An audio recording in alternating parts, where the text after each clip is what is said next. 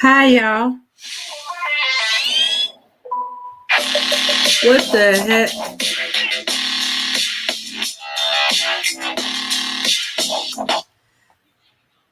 All right. Sorry about that. Hi, y'all. Thanks for joining Abena, Belmore, and I in tonight's discussion. Tonight, we'll be talking about can a village still raise a child and the death of a teenager at the hand of a lifelong sex offender. All right. When I was coming up, the community had had a hand in helping raise a child or children in the community. Uh, they s- um, they see they see you doing something you're not supposed to. They'll come and talk to you, correct you, or they might not tell you anything. They might tell your parents. And the ones that felt like that they were that you was as much a child as theirs, they will discipline you and whip you, take you to your parents, tell them how you were behaving and that they had to whip you. And and uh, and it extended everywhere, including the teachers, the whole community would get involved.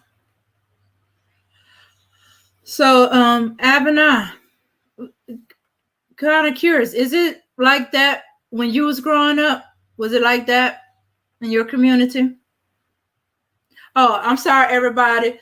Um, my um, my co-host from Africa, um, in the country of Ghana, Abena. Everybody's probably curious about how it's like, how the children. I think she might be. Oh, there she back. Oh, Okay, Abena, did you oh, hear me? sorry. Oh, that's okay. That's okay. Yeah, I hear you. Mhm. Okay, so I know Oh, everybody's okay. curious about what it was like in your country. You know Oh, how. oh, Mhm. oh, yes. We have it in my country because one, it do happen in my country. Children raising up because of sometimes you see the community where we are. We have the poor community, and we have some community which is a little bit rich. It's not like they have money, but the poor community that we have, they don't normally hear information. They don't normally listen to television. So if you see a child on the roadside walking around and you call him, hey, come here, or they were fighting and you just call him, hey, come here, and that child just come to you, and few people were telling him about maybe this is what is going to happen in the community, or they were fighting and you were telling them, hey, stop fighting, and so and so. Then the mother will come out, hey, why are you telling my child this and this? But you see, you have to go straight to the community elders and talk to them for them to know how to treat the children in the community. Yeah, because you have to know how to talk to the community elders, to talk to the children in the community and treat them more. It shouldn't be like it shouldn't be like you be in the community and you see a child or a children walking around doing something which is not good. You saw it, then you go away. No, that is not the right thing. As a community, when we are building a community, so I think this raising a child in a village, it can raise up, but some way it cannot. Because if the community is poor community, it cannot work over there. Yeah, Okay. because the children don't they have more, they don't have, they have lack of knowledge. Mhm. They don't have internet. They don't have about education. So how can these children know much about what is going on in a community or in a system or in the world? You see, so it's like they have to bring something that technology have to count over there. Technology have to count. If there's no technology over there, how can the children learn more? You Okay. go to maybe okay a village called Swami. How does this village called Swami will raise up a children over there? Why when the children wake up early in the morning, they have to what they have been thinking of is going to farming, going to roadside, catching fish in the water. How can those children be learned? Okay, if I go to that community and I'm talking about book or I'm talking about education, because they don't have knowledge about education, they won't mind me. But you going to the elders or the traditional council or the people in the community, talk to them about more giving their children uh, like ability or the knowledge to understand what is going on. I think that one is better. Okay. Okay. If I'm understanding you right, you're saying you can't just go in as as a person in the community and okay, she dropped off. Uh-oh. Okay. Well, Belle, what was it like for you when you was growing up? Oh, Pretty much the same thing. I believe, like you said, for for yourself. Your other parents, if you're around playing with their kids and you did something, then those parents would either yell at you and tell you to stop doing that, or they would tell your parents what you were doing, and you would get disciplined at home. It was a village in a sense, definitely raising a child. And when I think about a village, I think about not just the immediate parents. I think about the grandparents, the aunts, the uncles, and that's how we didn't grow up like that. We only had our parents because our parents moved away from their family. But our kids, they had all their aunts around and uncles and stuff like that, and anyone at any time could discipline them, to a certain degree. It was no kind of like abuse or anything, but if they did something, yeah, they're gonna get popped on the butt by uncle or auntie or yelled at or whatever. That's what I think of when I think of a village raising a child. Everybody having a hand in it. Not just seeing something and just letting it go and saying, "Oh, that's not my child." I don't care. So, I mean, that's what I think of, and that's how I think it should be. But people are so they get so defensive these days, and don't say that to my child, and don't say that. Somebody need to say something to them. That's what you want to tell them. But I think that kind of mentality and that sense of being actually benefits children and the adults as well, because you can't be everywhere at once. Yeah, yeah.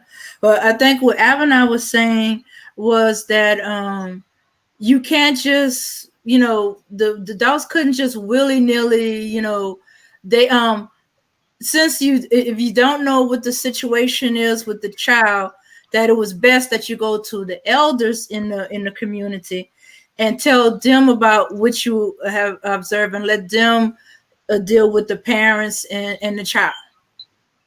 Am I right, Abena? Yeah, that is Africa. That is what I'm talking about. Ghana. It's like that is what we do in Ghana. Yeah, we do that in Ghana because muchly we think when we give more information to the elders in the traditional in the community, they voice out and everybody hear it because some of the parents is lacking of knowledge, so they don't know much about raising up a child. And if you don't know, you go around going to somebody's house or somebody child and you just meet a child and just say, "Hey, come here, I'm going to give you more advice for you to learn." No, even a child will listen to you, but you agree with you. Yes. So I was thinking, yes, that's how it happened when I was growing up in Africa, in Ghana. Yeah. Yeah. Yeah, and okay. Now Hassan said he remember growing up. It was all good before the crack cocaine had arrived. He's remembering all the games we used to play. Yes, I mean we used to go into empty lots and play a lot of these games and stuff like red light, green light, etc.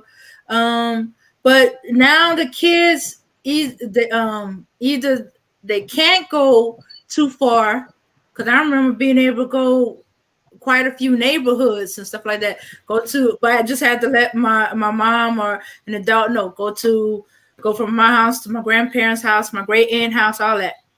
But now the kids are at home. They like it within their block, like from corner to corner, and maybe some of them got permission to walk to certain places, but it's a little limited. When I remember whole sections where we could have went, but now they can't.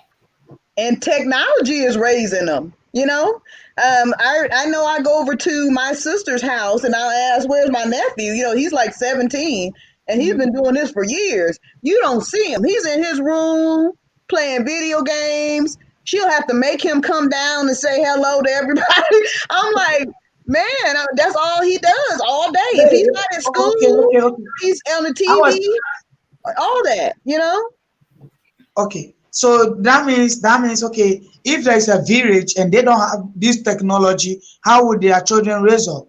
They can, because if you are saying these people have the technology, and you see this modern world now we are now in Africa, we have some of the villages they don't have technology in the community. They don't even know what they call it technology. We have some of the villages, they don't even know what's called technology. So how will these children that they don't know anything about technology learn a little bit? So those are some of the things that we have to go around and tell the community for them to teach their children. Because you see, maybe I know technology, those children doesn't know. I have to go to the community and talk to the elders and teach the children, because the children have to be going to the family alone.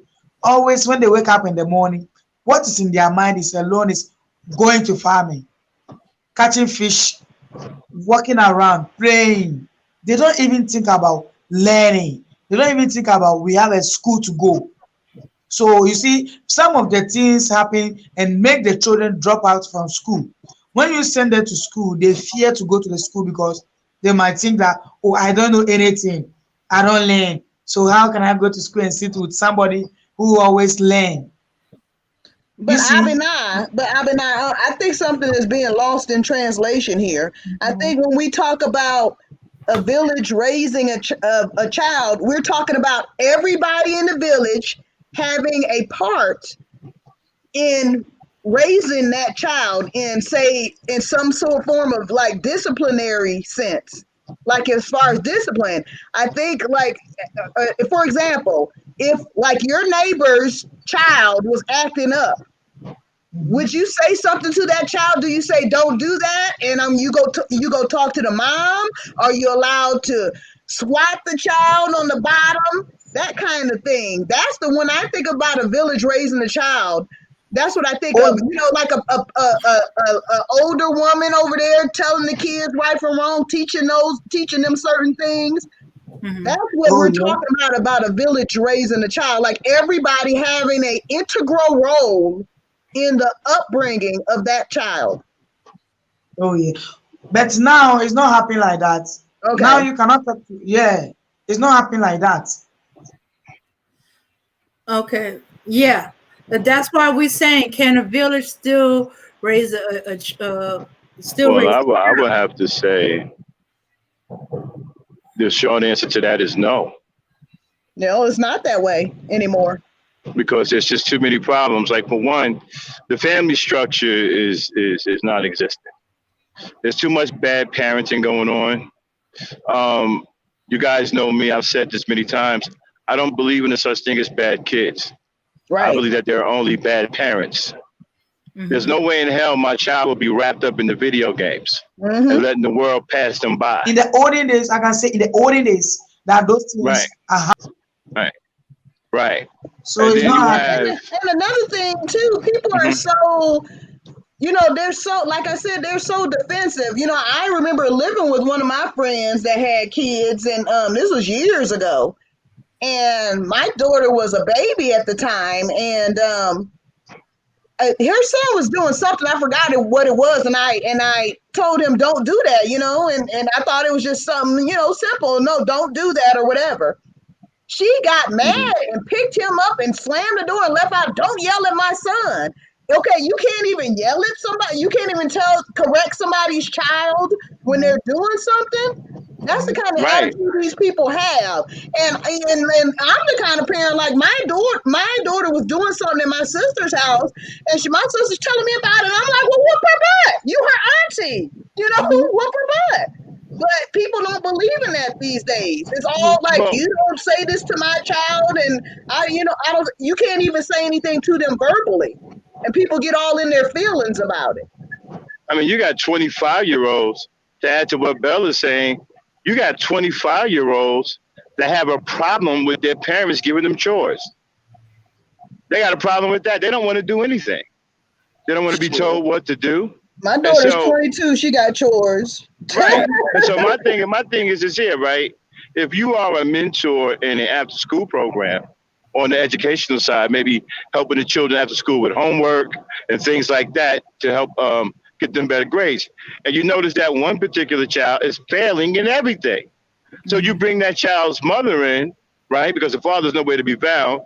You tell her what the deal is. She's getting F's and everything on the report card. And she turns around and tells you, yeah, but my baby look good, right? Don't he have on some good clothes? I make sure I buy him the finest. And that's all she's concerned about. How do you deal with that? Of rocks. But dumb is a box of rocks, though, huh? Right. That's all she's concerned with. So how do you deal with that? Do you still try to do something? Do you still try to help the child, or what do you do? Oh yeah, you have to still try your best and help the child, because you cannot leave that child to fail or to live what you have to achieve in life. Right. You have to help that child, yeah. Because obviously the parent is a lost cause. So, I mean, Right. the child still has time to learn. So Yeah, you work yeah, harder. because that child still need help. So you have to help the child.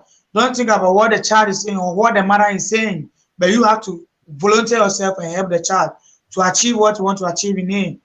Yeah. See, my whole thing is, if you have an issue with the village raising a child concept, then you are complicit with children that are running around in the neighborhood, raising themselves in the street and causing all kinds of chaos, getting into all kinds of trouble, okay, and possibly ending up dead. You're complicit in that, as far as I'm concerned. Now, you can rate. It's not asking somebody, to necessarily whoop your child or something like that. But you need to let that parent know what's going on. I want to know if my child is doing something wrong. I want to know. Right. Okay. But did you know something? Some of the parents don't want to know what their children is doing.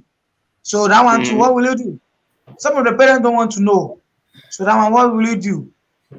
That's crazy. But you see, even back in my, because I'm older than all of y'all, even back in my day, the people, right, in the community, they just wasn't disrespectful. They just snatch children up. So I'm whooping them. They would call your parent up and say, hey, so-and-so, I caught little Johnny down the street doing what he ain't supposed to do. And then they would have a conversation, and your parents would tell that adult to whoop your ass. Well, unless it was a relative, though, because if it was like an auntie or something like that, she'll get your ass. Or grandma, of course, they gonna get you. Yeah, but, exactly. Yeah, but if it's like a close friend of the family, and they're gonna let your parents know. Oh no! You know what? But sometimes it's not a family member alone, or it's not the aunties alone. Sometimes a stranger can do that. It depends on the neighborhood that you are. Sometimes a stranger can do that with the due respect the parents have for the stranger. Yeah, with the due respect the parents have for the stranger, so the stranger can do that still. It's not only the family member alone, because if you say as family member, that means only the family who can raise up the child, but everybody can do that. You know, you see, I look at it this way, right? It's like Bell said, right? You have to know the person, so you have to know that other parent too, right? Because you have to understand everybody's different. Some people are heavy-handed. Certain people you don't want hitting your child; they might hurt your child. Yeah. You see what I'm saying? And, right. So, oh, and then you can't do that. Let me finish saying what let me finish saying what I'm saying. And so you might want to like if you only approve of 2 parents with your child, and you know you're not home. And you know you're probably okay. Send them up to so-and-so's house. Send them up to Bell's house, okay? And then give a quick call to Bell. Listen, Bell, I'm not home right now. My child now go ahead and whoop his ass and send him home. And Bell will handle it because y'all got that kind of relationship, and you trust Bell is going to give your child a spanking and not a brutalizing. You understand what I'm saying? She knows how to administer a proper spanking. You understand what I'm saying? So right, and so. I think it's building connections also with the people in the community, because I thought every mother in the community was my mother and every father, because that's the way we were treated. All of the mothers and fathers treated us like we were their children, whether we was born to them or not. And you look at the community today, you got the mannequin. Oh man, I wasn't supposed to say nothing about them. You know, you got these fathers who have no interest in taking care of children. Right. They'd rather be out here chasing, foreign women and going on excursions to chase foreign, prostitution, rather than deal with the situation here at home and raise their children properly. So you don't have that element. As a matter of fact, that's actually working against you. So no, you can't have a village raising a child anymore. You don't even have a proper family structure anymore. Well, that's exactly what I was about to say, and I was going to say that I agree with Remy Norris's statement that the village can't raise the kids properly because there's not a complete village. So no, exactly. You can't have a village raising a child if the village does not technically exist. A village consists of elders, fathers, mothers, uncles, aunts, everybody there. So if the village is incomplete, how can it raise a child? Exactly. And I don't know how you're supposed to get the child the other half of parenting when the father happens to be nowhere to be found. Exactly. Yeah, that is the reason why as a community, the people who are there have to support. You see, we have to support the child. The people who don't, the father have not been found, we have to support to build that child. I'm sorry. Yeah, because you need to support. If you don't support that child, how will that child achieve his aim? Because you don't have any father, only the mother who is there. And even sometimes the mother don't have time for the child. So if like maybe I have time for those child and I have something later to help the children, I have to do that to help the children to achieve what they want to achieve in life. Yeah, and then the thing is, like that's not even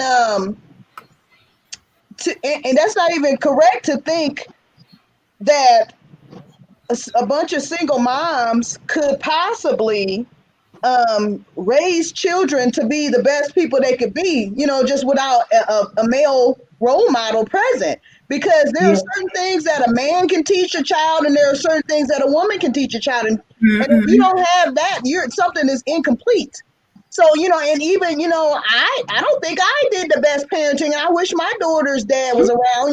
He died when she was small. And luckily, she did learn because I had my dad in the picture. My dad was with her. That was her role model. And to this day, she doesn't let anybody treat her worse than her grandpa treated her, and he treated her like a princess. So girls need that. Boys need that. Boys need to see a strong male figure. You can't say blame it on the mother when she's been placed in a role that she can't possibly fill. She can't do that on her own. And you know what? And one of the things that a father can teach his son that's extremely important, and I'm gonna point out why. One of the things that a father can teach his son that you definitely need the father for is to teach your son how to understand and control his sexual urges. Okay? Without that, you have the manosphere. who are extremely over the top, explicit, raunchy, disgusting when they talk, don't have any respect, always talking sexual, oversexed. Yeah. That's all they think about, because they can't even at older ages, right? Their control is warped.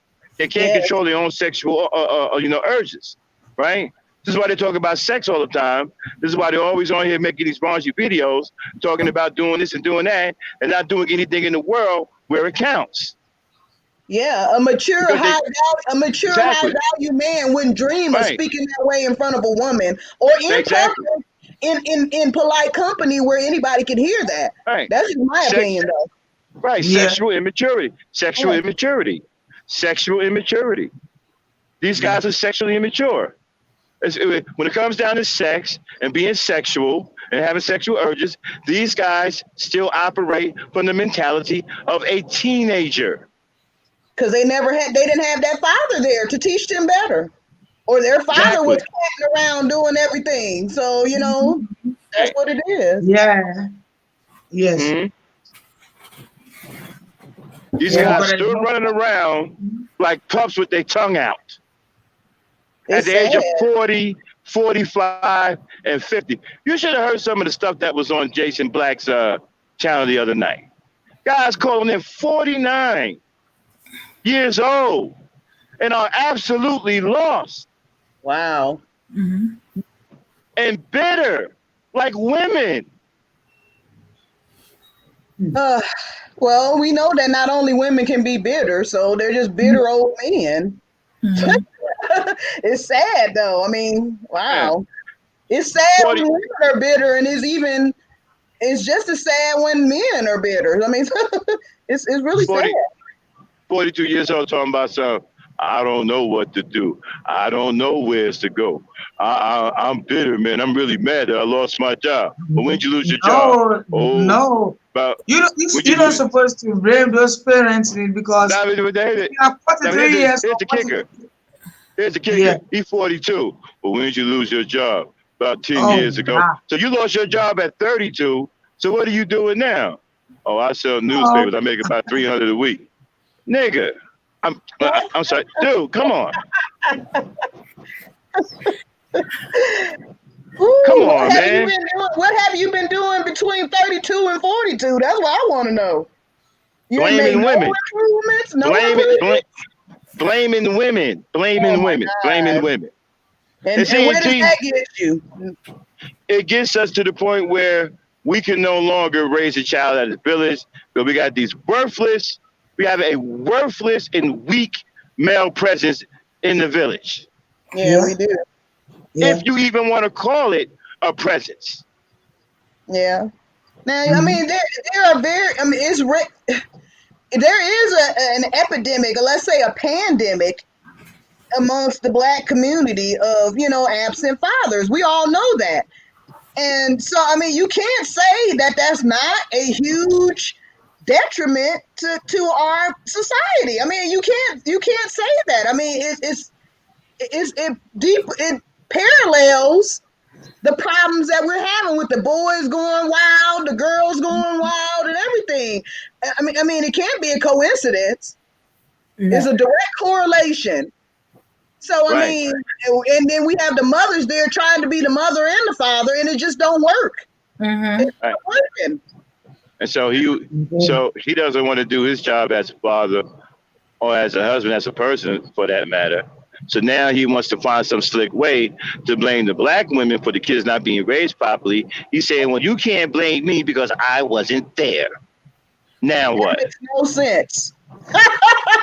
Yeah, she wasn't there, and they saw the woman is raising up the child, so you shouldn't blame the woman for anything, because it's not the fault of the woman. Yeah, the woman is trying his best to raise up the children, and he did not finish, or she did not finish. So why are you blaming the woman for anything? You shouldn't blame the woman for anything. So you're blaming the woman for not knowing how to be a man, but she's a woman. Yeah. She only has she did her part, but she can't do your part as well. Yes. I don't understand this. I don't get the logic behind this. You keep talking about single baby mamahood, but These babies got fathers. Right. Well, what do you call the fathers? Derelicts. Single baby derelicts? Is that what you call the fathers? That's a new one for them. Yeah. Baby derelicts. There I you was go. acting like they ain't got nothing to do with this. So they're talking about this is a single. You acting like y'all don't have nothing to do with it though. So you think? So they think it was better that they just skipped out on the child? Is that what it is? And go elsewhere and do the same thing. Oh, you know what? I'm glad. You know what? I've been asked question. I've been now you're an African, well, you're a foreign woman, okay? By our standards. These guys believe that they can go anywhere, right? And be the derelicts that they're being over here, not taking care of their kids, blaming black women for everything. How would you accept such a guy in your country? Would these guys be welcome in your country? These types of men? No, I cannot accept this guy in my country at all, because you can come to my country and pregnant all the women and go away without taking care of the children. So I will not accept such a man in my country. I don't need to see his face in my country at all. Yeah. Mm-hmm. Yeah, because you cannot come to all the way from a different continent to my continent and destroy the life of my women over there. No, I will not accept it. Wow. And you know what? I was looking at Emmanuel Briggs' comments, and yeah, these guys try to paint this picture of a whole bunch of black women getting together, like they want to be single mothers. They just said, I just want the children. I want to struggle. I want to get on public assistance. I don't want a decent man who's going to provide for his child. I just want to get my $40 a month in child support. So I don't know what woman in her right mind would make that statement. She needs to be in a mental institution. So it just doesn't even make any sense. And they paint these most outrageous pictures of how this goes down, when it's just a guy who's skipping out, or he got a woman pregnant and he really wasn't trying to be with that woman in a relationship, just sleeping around. That's how it usually happens. And they want to make it like, they just want it to be, and you want to be a single mom because you decided to keep the child, so you wanted to be a single mom. So no. Okay, so no. That means they want you to kill some innocent child. Exactly. That child don't know anything about it. You have to kill it. You see, exactly. I can see these are the men make the women suffer more, and the women have been walking around with their children, with fatherless children, walking around anywhere in this world. Right.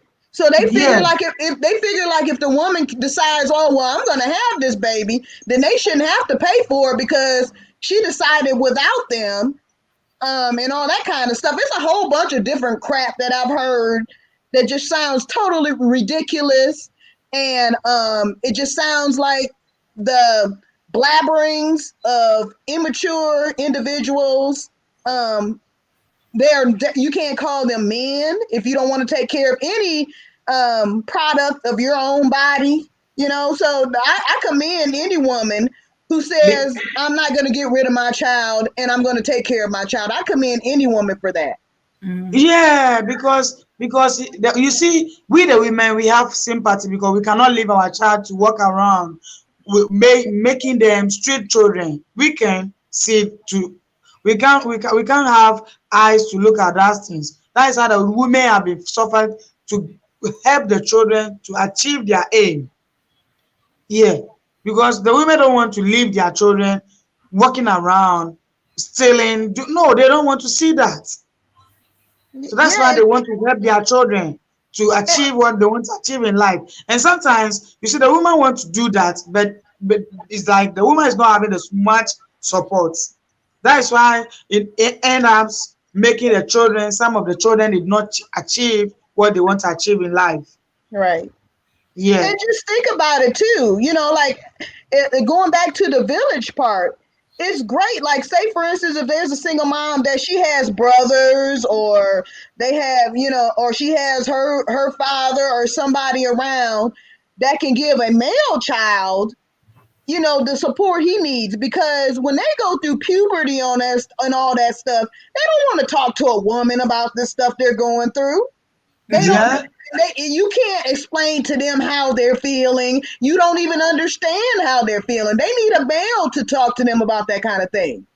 I mean, Yeah. it's a little bit better when the mom is there and she has a daughter, because the mom can tell the daughter all the stuff. But then in turn, the mom cannot explain or show an example of what a decent man is and how a man should treat a woman. So the daughter needs that male role model as well. Both parents need to be in that child's life, point blank, period. That's just what it is.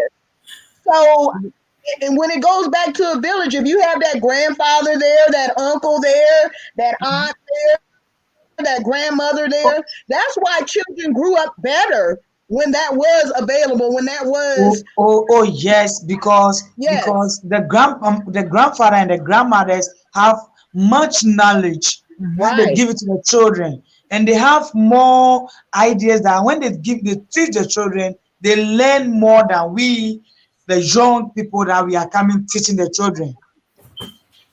Yeah, because your grandmother knows that in the 80s or in the 90s or the hundreds, those times they knew much thing more than we now. We the younger ones that we are coming, we don't know much things. But our own and the women and the old men in the house know more than we. So if like you have a grandmother or a grandfather in the house and supposed to help you to teach your daughter or your son in the house, you have to allow, give that chance. But some of the parents don't allow. They will say, hey, this is old fashioned. I have to give my daughter or my son and a new fashion, because we are in computer world. And you know Yeah. what? And people don't talk about it. It's the same thing. I know there's some single fathers out here, but and they're single fathers, but in turn, when they're raising those kids, they need a female role model. That's why it's usually the grandmother around, maybe their aunt. There's somebody. Those male and female persons are needed in this child's life to give them an essential step up. They need to have this knowledge. They need a male and female example, a good example. And if they don't have that, they will go astray. They definitely will. Oh yeah. Oh yeah. Yeah, and sometimes you need the opposite sex to let you know when the child of that sex is what they can and can't handle. Like I saw, for an example, child acting up in school. They call his mom. She said she was gonna come and get him, but she couldn't do it, so she sent her father. Her father went on his lunch break. When he got there and was told, he said, no, he's staying in school. He talked to him. He was like pulling no crap with him and said, you're gonna stay in school, you're gonna act right, you're gonna do it. And if I have to come back here on my lunch break to deal with you again, it's gonna be me and you.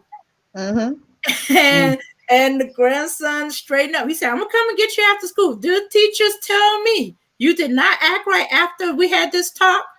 It's gonna be me and you even sooner. Right. So, Yeah, because the parents will pick them up. Because playing that. That's another thing too. Why you need good two parents in your life, because there usually is the parents that so have sort of this good cop, bad cop role. You know, both parents can't be nice and let you do whatever you want to do. There might be a parent that's a little bit more tougher on you and a parent that's a lot more lenient.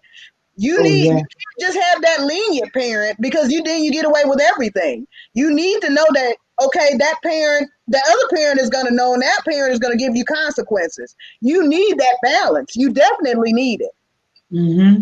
My mom, of course, was the disciplinarian. My dad was the more lenient one because he had all girls. So he was like trying to be all tough on us and soft for the girls. But my mom was like, no, you ain't letting them get away with stuff, you know? So that stuff is needed. But, you know, if he would have had a son, I'm sure he would have been tougher. But, and then my mom would have probably been like, let him handle that. But You know, you just need those parents. They don't not saying they have to both be in the same household, but if that parent has a constant presence in that child's life, if both parents do, then I think they will fare better. They definitely will. I Mhm. have no doubt about that. Oh, okay. Yeah. Yeah, yeah, yeah. I do. I do too. But nowadays, I'm seeing more and more where the male figure is the grandfather. I Yeah. said Father's Day is a little confusing because I've seen more boys give a card or whatever you do for Father's Day, what they do for Father's Day, give it to their grandfather more than their fathers because Right. that's the one they saw every day. Yeah. Oh yeah. No, sometimes too, the reason why they give it to their grandfather because the grandfather have much love for them. No, So it's they do because their that. actual father is not around. That's what it usually is. Yeah. So Oh, okay. it's a blessing that they have at least the grandfather there. That's a Oh, yeah. blessing. Oh yeah. Didn't you say, Dame, that your grandfather was there for you? Yeah. See, Yeah. there it is. Oh, yeah. Yeah. Okay. You turn out and girls turn out to be much more centered and much more assured women when they have a male figure in their lives, whether it be a grandfather, an uncle that's close, a good uncle, their Mhm. father, which is preferable, but they need that. And people seem to think that's not needed. No, they need that. Mm-hmm. They definitely need it. Yeah. Cause Yeah. then you learn how a man is supposed to treat you. Mm-hmm. And you won't accept nothing less. Oh, yeah. So I was close to my dad, and I don't take crap from guys, and I never have and never will. So because I always, I was close to my dad from little. I was like his favorite, and looked like him, and so very close with my dad. And And no matter what, I always remember that him and my mom can argue. I was like, you ain't gonna say nothing bad about my dad. That's the way it yeah, was. yeah. Sometimes it depends. Some of the children like to share idea with their mothers. Some of them too like to share the idea with their fathers. Like me, I normally tell everything about me to my dad more than my mom. Hmm. I don't know why. I don't normally tell my problems to my mom, but I do share my ideas to my dad. Always, I can tell much about me to my dad more than my mom. But the two of them always care for me, love me, but I still have the much love for my dad more than my mom.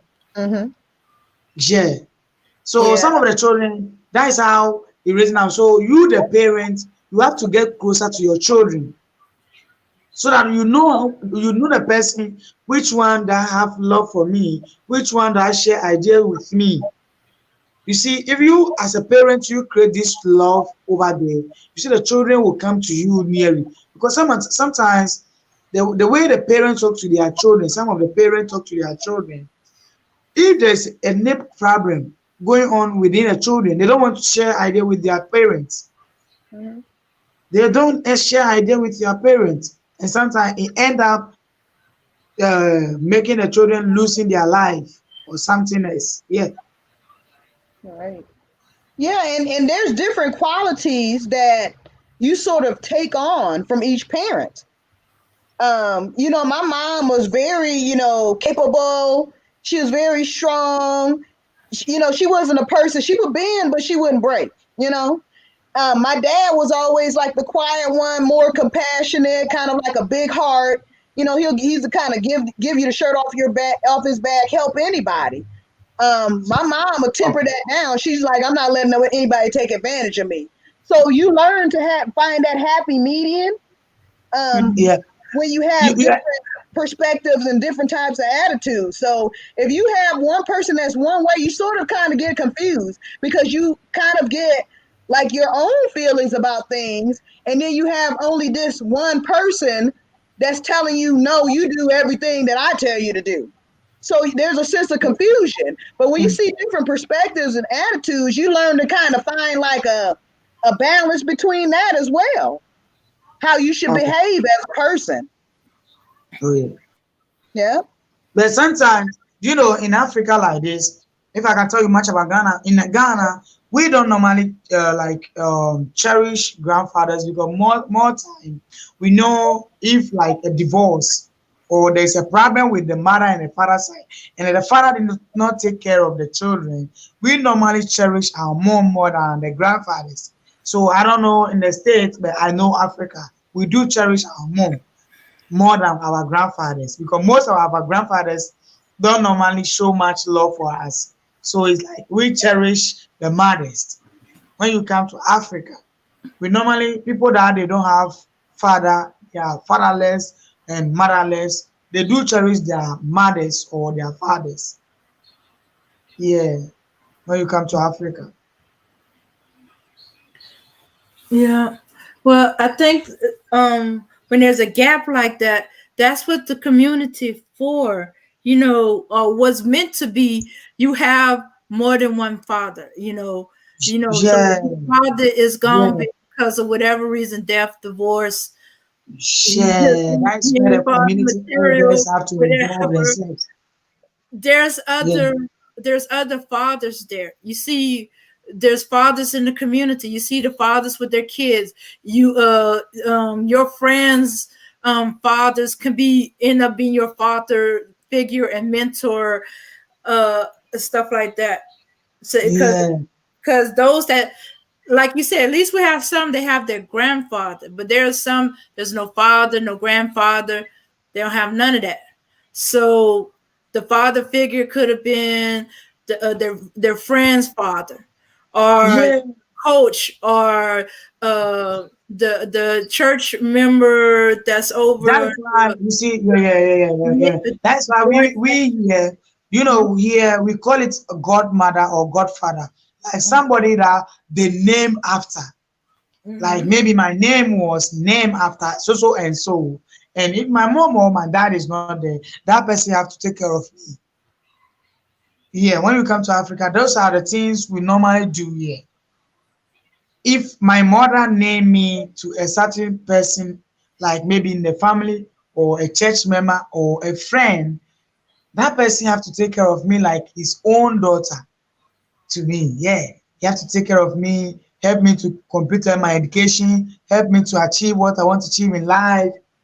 As he may not be my family member, sometimes just a friend, but Yeah. he will still take care of he will still take care of me. We have that here too, in theory, but I don't know how much people actually follow through with that. Oh, okay. Yeah. Africa, he works here. He works here. Yeah. In Africa, he do works here. So that's why sometimes when we are going to name our children, we name them after somebody. Yeah. Like maybe knowing someone that that, this man, if I name my child after him, he can end up helping my child. Then you do that. Yeah. Man, I tell you what, I sure be glad nobody try to name me as no godmother. I ain't gonna lie. Oh wow!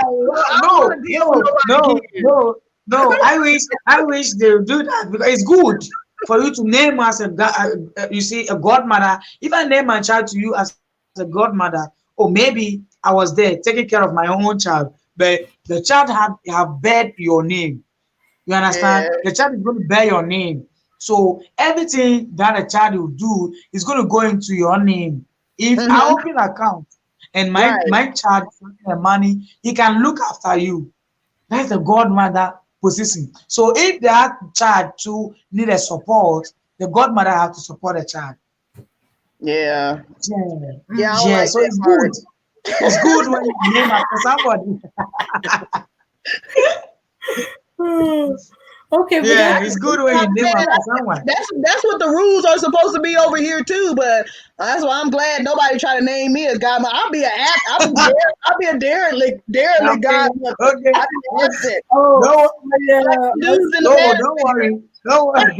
Don't worry. We're going to Africans. You see, Ghana, you're gonna name after you so that you get you get a godfather over there. They be like, where the Oh, godmother? They'll be like, where the godmother at? They be like, I don't know. oh, I had, oh, I had that. I seen that actually happen. The child asked my mom to be her godmother. Oh, mhm. Well, my mom really loves children. I think she should have had a bunch of them, but she just had me. But hey, by the time she passed away, she had 17 godchildren. Not oh only did Lord. she have her Wow. godchild, but she adopted their siblings too. In some cases. Ooh. No. Oh. Not me. I don't want to have to be responsible for nobody's kids. I really don't. I mean, I'm not gonna lie. I, Mhm. I mean, Okay. if everybody else was on board and I can rely on somebody else to do that as well, I'd probably be more into that. But these days, nobody else, they wouldn't take care of my daughter if something happened, and Okay. it's just like I just don't Okay. see it being fair and equal. I guess that's my problem with it too, because I'm like, I know if I had Oh. an issue and I was gone, they wouldn't look out for her, So I don't know. And plus, I'm not really a big fan of that many kids being around me. So it's that too. Okay. Okay. So like that. This is a question I have. Like, okay. So now we are talking about raising a child in the village. One. So these children that they are in the village, they don't know anything about education. What are we going to do to help those children in the village? Whew. Okay, Yeah. that's a good question. What kids are you talking about? So we're not talking about this is a metaphorical village. This is not an actual village. So I mean, if it's an actual village, and then if kids needed education, I would be more than happy to teach kids different things they needed to learn, because I don't Yeah. like Yeah. ignorant people Yeah. around me. But Yeah. I mean, I would be more than happy to do that. I have no problem with that. But Okay. if there is no actual paid teacher to teach kids, I think a parent that was knowledgeable, or somebody who had the knowledge, should just Mm-hmm. take the reins and teach those kids. I mean, I would be Okay. more than willing to do it in my spare time if that was needed. But if they have all Okay. those avenues available to them, then they just need to make sure that those kids get to where they need to be to get taught. You know, Okay. Hmm. so Yeah. I don't know if you Yeah. understand what I'm saying Yeah, or not, okay, but okay, okay. We are talking yeah. about American village. Yeah, I know. But do you know something? Do you know something? American and Africa, we are one. So assuming that, okay, now if there's something going on in America, there's a problem too in Africa. How will you solve the two issues? Because we are blacks and we are family. So if there's something going on in Africa, it's the same thing happens to you people in America. Yeah. So But we have to know the villages because I I know. think though, I think you guys have a lot of people in Africa have a different struggle than we have here. I mean, it's similar, but it's not exactly the same. So, because we have all this technology and the illusion of being free people, but Yeah. um, a lot of um, people on the continent are lacking in even just the basic technology. So we're sort of on a different in a different place. So I mean, I don't exactly know how to answer that, because Oh, okay. if you don't have all the same opportunities available to you, then it can't be the same. Answer. You know what I'm saying? Like, you're saying that a lot of them don't have technology even. We have all that Yeah. stuff at our fingertips, but that's still Yeah. not helping us, you know? Yeah. Yeah. Yeah. I know. I know. Yeah. I know. Okay. It's Okay. still not helping us be in a place where we need to be as far as our family life and the rearing of children, Mm. because technology is just basically raising the children a lot of times. You know, they're watching TV, they're on the internet, they're playing video games, and that's what's keeping them occupied. And the parents really don't have to do a lot of times. Mhm. But when kids don't have that, and I just don't understand how, if they don't have that, how you cannot have a role unless you're just being negligent. You know, you're just letting them run wild. You know, if they don't have that, you don't know where they are or anything. I mean, because I remember when we didn't have that, my mom was outside yelling, embarrassing the hell out of us. Y'all better get back down here. You know, when we were running all over the neighborhood, she was yelling at us, and we was embarrassed and everything. But, you know, she kept an eye on us and kind of wanted to know what we were doing. It's kind of like a different dynamic there when you don't have all the technology and stuff. So it's kind of a difficult question to answer. Of how, you know, you'd have to be properly compared, I would say. Okay. Yeah. Yes. So it would be two different things. If the children on our end of the world ain't too interested in education, well, they're not really interested in education. They just think of it as something they have to do. Right. So they're not overly interested. The most you could do is try to catch their interest, finding out if they need extra help, tutoring, or they find sometimes some of them are smart, and they find the curriculum boring, and then some of them they take a little while to get it.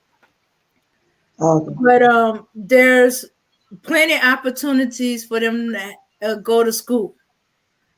They even have homeschooling now, you know, but right now everybody's kind of digital homeschooling or online schooling right now. So that's a little adjustment for everybody. Okay. How did this online school and homeschool help the children? It's hard to do because unless there's that's the thing, okay? So it's a conundrum because think about it, all these single parent households we have, okay? It's hard to homeschool a child if you're the only parent and you have to work.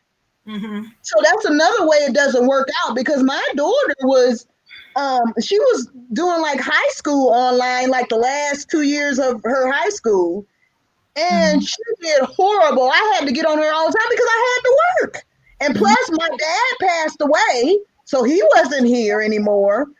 And she was just slacking off. She wasn't turning in assignments.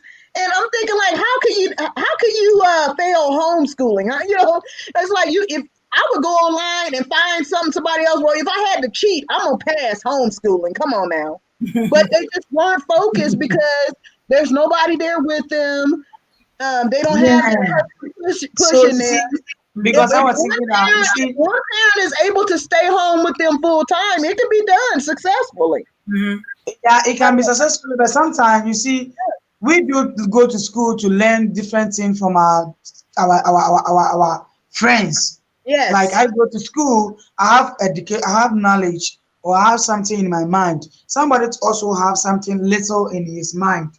We share ideas and it helps us. But because of this home school that we are talking about, this child have not been in the school before. As soon as he meets people like a crowding people, then he starts to feel shy. He don't feel comfortable to live with them, especially the girls. When they are in the house, seeing boys out, they never see a boy around. Only the boy I've been seeing is only his father or the uncles. So assuming there's a program, all the children have to meet, and this girl went there, and he saw a lot of boys. Then he begin to follow. He start to fail everything that he need to do, because he never see a amount of boys like that. He never see a match of girls like that. Those are the things is happening. So like me, for my knowledge, sending your children to school, I think is better than doing homeschool. And you know what? I believe that as well. But, not to, try to rebut everything you're saying, but that's a different thing. That's the difference in what you might see on in a lot of countries on the continent, and when you have a country when every child has access to the internet, every child has cell phones, all that stuff. It's good to have personal experience and have face-to-face interactions with other people your age, yes. But think about it. You could just get online on Google and ask a question, and there's going to be pop up all kinds of forums where other kids might ask that same question. You can see what they said and their perspective on it. It's just like you're hearing that same perspective from another person your age or someone close to your age. So, yeah, so they have all of that just, a click away. And I don't think really from the kids that, let's say, how do I want to say this? The kids that they encounter these days are not a good influence anyway. And so it might have been good in the past to be able to go out and have that interaction all the time. But the kids that you meet these days, you don't want your kids around a lot of those kids anyway. Oh, yeah. Yeah. That's just my perspective, though. Somebody else might feel differently. I do agree it's good to have good human contact with people your age and your age group. But do you really want your kids, though, around some of these other kids with the stuff they're into, the stuff they're doing, the stuff they're promoting? That's the thing. It's really no better. You're almost getting a worse experience if you are sending your kids to these public schools and stuff, and they're around being influenced in a negative way by other kids. Okay. Yeah. You see, back when I was growing up, the village knew each other. They knew each other. They knew each other's kids and stuff like that. And you knew who your kids was going to. And then there was some outside influence. Parents usually try to keep their kids away from those. It's sad to say, but sometimes it was necessary. Those kids had a whole nother environment. They didn't appreciate discipline, school. They were always looking to get into trouble. They was always looking to find the easy way to do things or the slick way, or they were starting to do criminal-like activities. And your child being friends with them or following them, they're gonna want to do what their friends are doing. Children tend to follow each other. I almost drowned because I was following my friend. I believed her that I could just jump in the swimming pool and swim just like she did. I found out the hard way. No, I cannot. Well, you know what? Since the late 70s, early 80s, we had this, rash of or epidemic of what they call latchkey kids. So, and it was due to parents being out of the home, being in single parent homes and stuff like that, whether it be due to divorce or just an absent parent. And your parents can't be everywhere. And if they're at work and you're after school hanging out with these kids that you met at school, and they get you into doing this stuff and hanging out at different places you don't need to be at.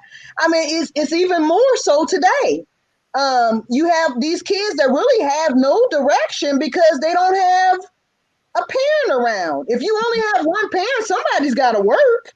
Contrary to popular belief, all these single moms are not on welfare or some kind of public assistance. They're working.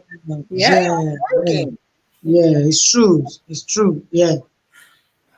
So because the mama have to work and leave the child. So always it's like the child alone have been in the house doing everything, walking around, going here and there. It's like sometimes those are the things happen on the children, and then the children end up to be something else. Yeah. Yeah.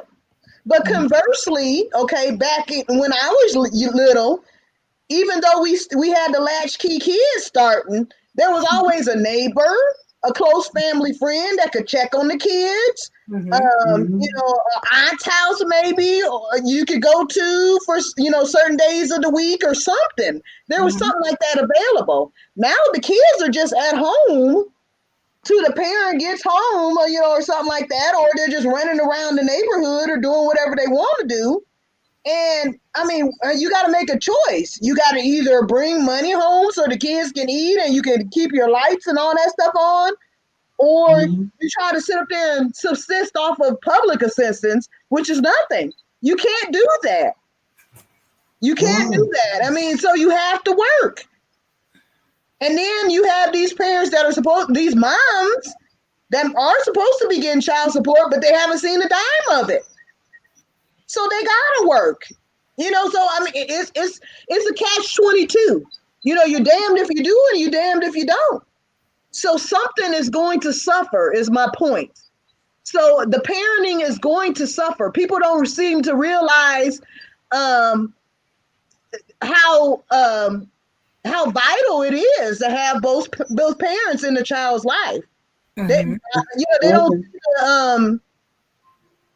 see the what do you I forget the word I want to use, but they don't see how important this is. There's a lot of different things to look at. You're looking at it from one way, just thinking, oh well, I don't have to take care of a kid. You're not thinking about that child's well-being.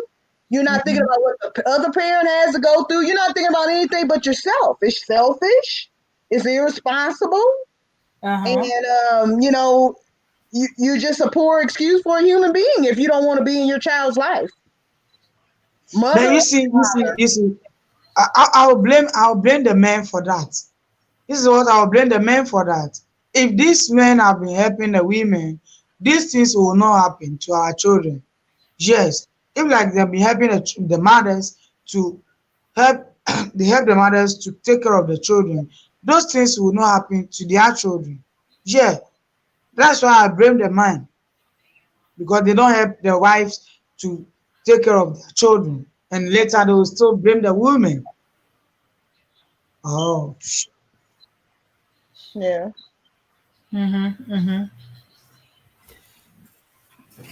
Yeah, but I mean, it would be. I think it would be more. And this is only the last thing that I want to say about the village. Is the village is needed? Is we're in dire need of a village more so today than in the past. mm-hmm. Yeah. That's just my opinion. We need it more today than ever. Yeah. Yeah. Yeah. Yeah.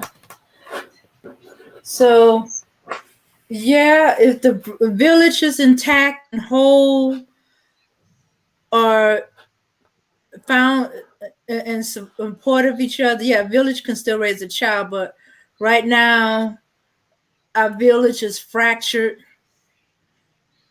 is splintered. There's small pockets of what the village was, but that's just a small pocket here and there. It's not the whole village. So the whole village is not whole. So Exactly. Mm-hmm. Yes. So what's this story that you had found, Dame, that I hadn't heard about? Who's the teenager getting shot? What's that about? okay, this let's see. Let me make sure I want to do the right screen. Okay. Okay. Oop, not you. Okay. Let's see.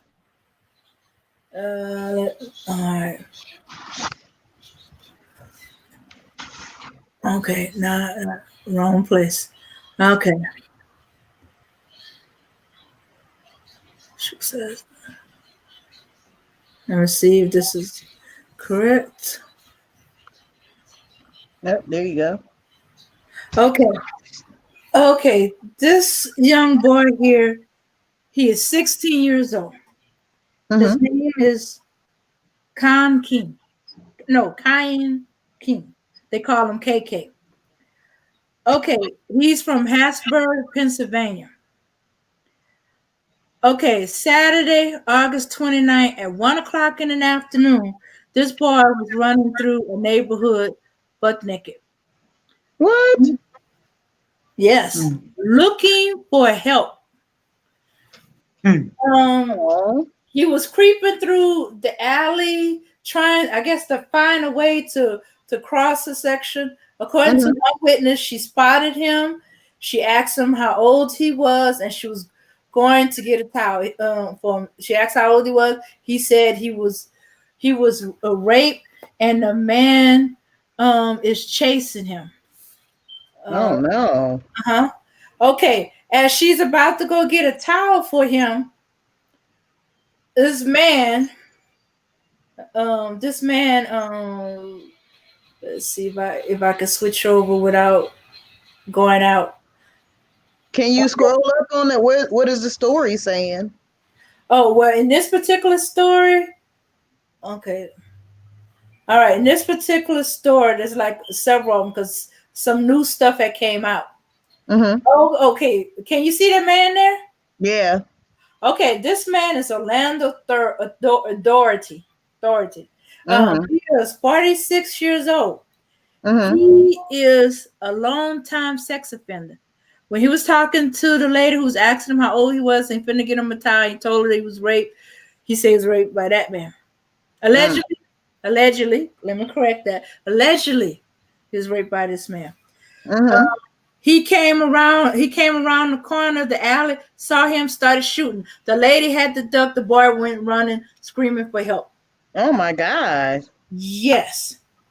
And he got shot. He fell to the ground. I don't know how far he ran, but another witness had heard screaming for help. And when she got around the corner, he was on the ground. This man allegedly was standing over him and shot him twice in the chest. And then This is very bad. 911, he took off running. It's very bad. Yes, he's very bad. He's a long time. Well, actually, he's a lifelong sex offender. So like, if I will ask, if this man is a lifetime sex offender, how would this man come out to do such why a is thing he again? free? Why is he free? That's what I like to know. Actually, he's on probation. He was Oh, on. okay. Yeah, okay, he was on probation, but he was out and about. That's what I'm saying. But yeah, somebody could have a little sack of weed and be in jail for life. I mean, this is ridiculous. This is ridiculous. Okay. Yes. Okay. Now I gotta. Let me scroll back up so y'all can have a picture while I read his offenses. Let's see. Let's see. All right. Okay. This is why. Yeah, all these commercials. Dang. Okay. Let's see. That poor baby, though. Oh my God. Sure, because you see, like what I want. Okay, I was thinking that this person you have just end up an innocent soul. And these are the kind of people they take in alive. Why didn't they shoot him when they arrested him? Oh, well, he tripped and dropped the gun. Okay. I would have tripped and shot him in the head. Well, they didn't know what happened. They came upon the scene, and all they know was somebody got killed. There was this man running, and people were pointing out it was him. He was in the area. He fit the description that was in there. They said bald man in an orange shirt. Yeah, that's usually enough to kill somebody. And you know something, because now the case is in the courts. What I was thinking that they have to do something to compensate the family, because you see the family have to leave what they are doing now, all because of you killing an innocent soul. You see, if the father or the mother have a work that he have been doing, he have to leave those works to have to be working on the police station, have to work on the court side, and so on and so forth, crying on the. Who knows? Maybe this child is going to end up be a good person, like help the family. Well, the But child because the of boy died, didn't he? Huh? The boy died though, Yeah, right? he died. He was alive when the police got there, but when he got to the hospital, he had died. yeah. Or any other time they'll shoot a black man running away. Why didn't they get him? That's what I like to know. That's my question. Well, according to the police, he tripped and fell and dropped the gun. Oh, so they missed? Is that what they saying? I wouldn't have missed. I wouldn't have missed. I would have stood right over him while he was on the ground. Okay. And Okay. Okay. He's a lifetime registered sex offender. In 2012, he was sentenced to 4 to 8 years in prison and 10 years of probation after being convicted of charges including involuntary deviant sexual intercourse with a child and indecent assault of a person less than 13. Online record states. this So man they gonna let some fool out when that's done did all this stuff. I don't understand this. That he don't did all this. He should be in prison for like 30, 40 years just for the first offense. He have to face the death. The death penalty is straight up. He have to face it because this prison life, you have to face the death penalty straight up so that you join the that would be good. Death. But the police could have did the death penalty right there. Yeah.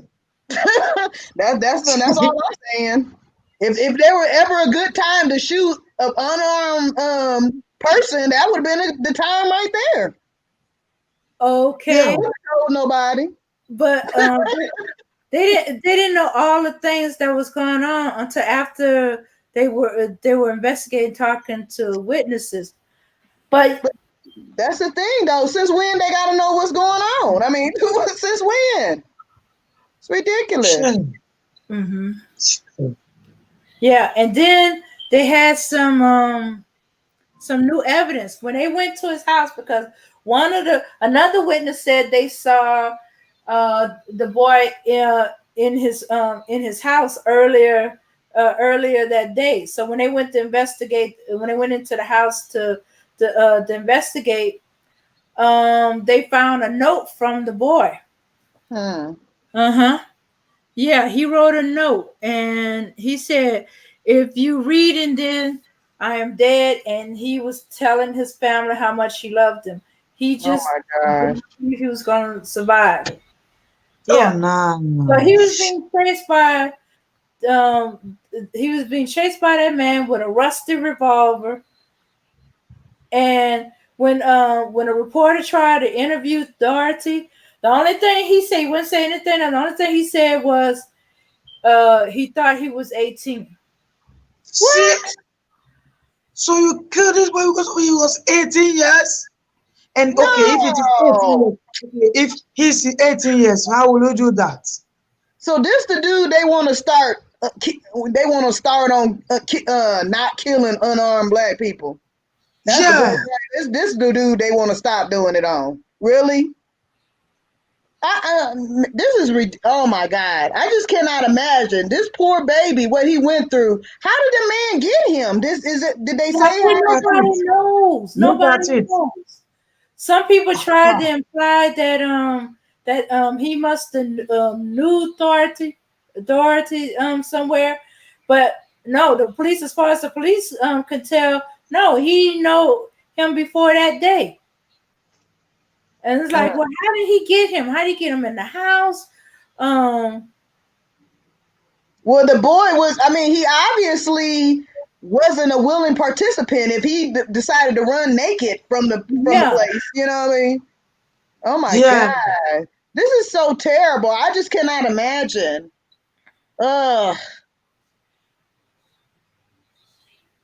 Man. They charging him with criminal homicide, and possession of a firearm. Firearm prohibited. Let's see. What about Um, murder? Didn't he shoot the boy? Yeah. First degree murder, Allegedly. death hmm. penalty. Death Which I, penalty straight on. That's that's one of the all. times when I would have wished I was a cop right there, because I'd have been death penalty right there. I'd have been like, I'm Yeah, afraid because for my, I was no, afraid for my life. because if this man Okay. is doing such a things like this, when you leave him and maybe okay, you give him life in prison, assuming he survive in life in prison and release him to come outside, he's going to Nah, do the same thing again. Mm-hmm. He's yeah, going to do the same life thing in prison. again. When Yeah. he's old, Life in prison, right? That's not good enough. Life in prison, yeah, then I'll give Big Bubba the key to his cell. they have to finish him fast. Yeah, they need to do it. Ugh, this is so horrible. Yes. And this boy was 16 years old. Yeah. Now, yeah, 16. Well, that here. Wait a minute. Let me see if I can find the other picture. Okay. Okay. I'm mm. This makes me so mad. And then think about it. We got all these single moms they complain about in the community, and a lack of dads a lot of times.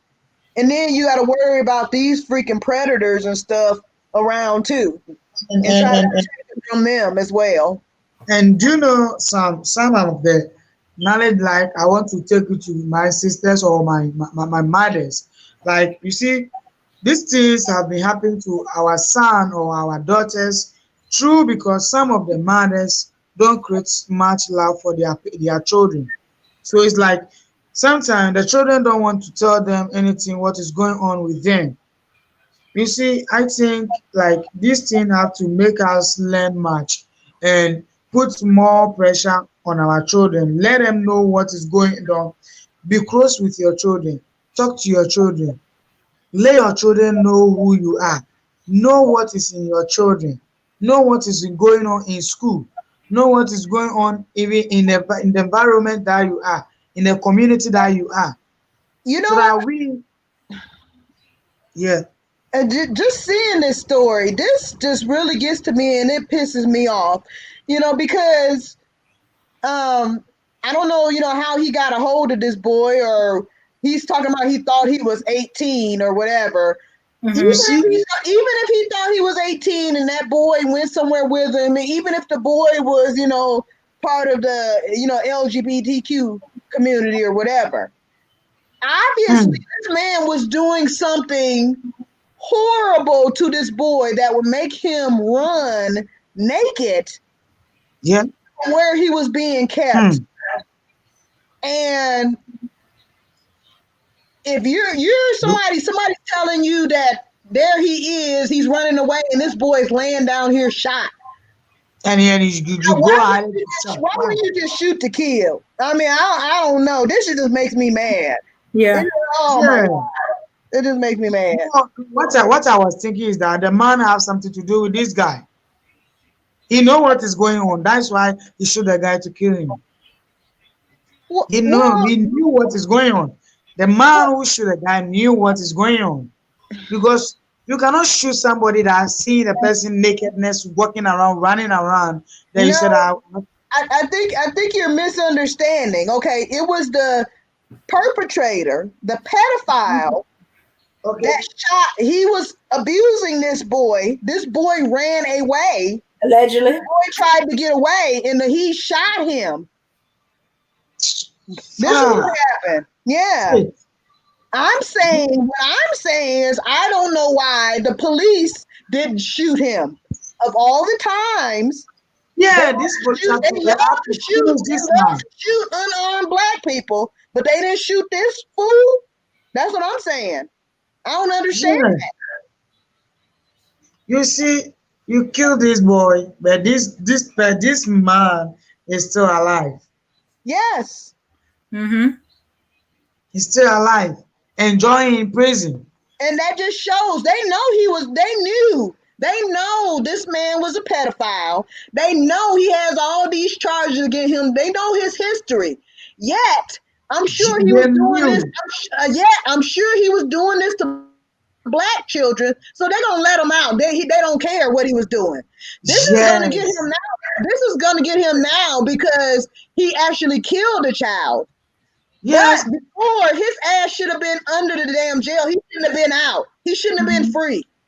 Yes, because He they shouldn't don't have been like. free in the first place. Oh, and you want to know the truth? That he was wearing ankle monitor at the time. Oh gosh. So it means that ankle monitor don't mean jack. No. At least as far as these with these situation. Oh, okay. Let's see his online court record. He lived a block from a charter school. What? Who? Wait a minute. Who said lived a block from a charter school, a daycare, the Hasbro school? I didn't read this one. That was not in all these kids, all these potential victims were in his vicinity. He shouldn't have been free in the first place. He shouldn't have been. If I was a family, I would freaking sue that city or whatever judge, whoever, I don't know, somebody who let him out because he never should have been free with the charges he had. What were the charges? The charges like these kind of rapes or sexual assaults on minor. Why was he even free? Why was he even free? That's just ridiculous. Because he wasn't doing it he was doing it to black kids, which they don't care about anyway. Yeah. Oh my God. Okay. Shoots it. Okay. Well, bro, speak. Since they don't do much time, then they need to be handled in-house. That's all I'm gonna say about that. Anytime we find out about them, they need to be dealt with. That's all I'm saying. Yeah.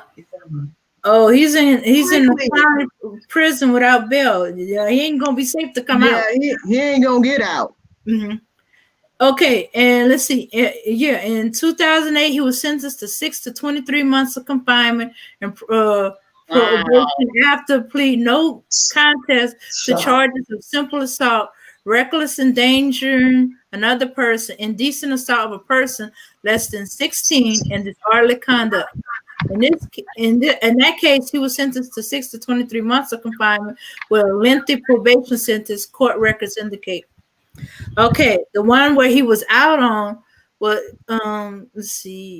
sentenced in 2012 to 4 to 8 years in prison and 10 years probation on charges that include involuntary deviant sexual intercourse with a child.